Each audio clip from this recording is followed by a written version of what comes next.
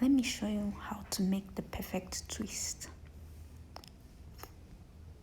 So you part your natural hair. For this one, I will show you how to do the boxes. So you put your lines, let them be straight enough so that you get the perfect squares. So I'm just separating this other one up so it doesn't disturb me. Then I'm adding some water to moisturize it. After the water, I'm adding some Cantu Shea Butter Curl Activator. This is very important because it gives the twist volume, because not everyone has the volume to make the twist look nice. So this shea butter will give it the volume. Then I'm just dividing my hair into the box. Yeah, the box shape.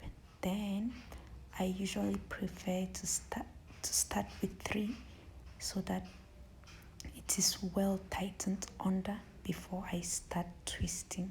So I'm just going to do it until I feel like it's strong enough, but it's not good to do the 3 for so long.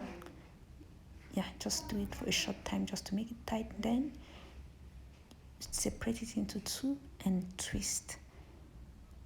And make sure you keep the twist so tight so that when you're done, it will look nice and well even.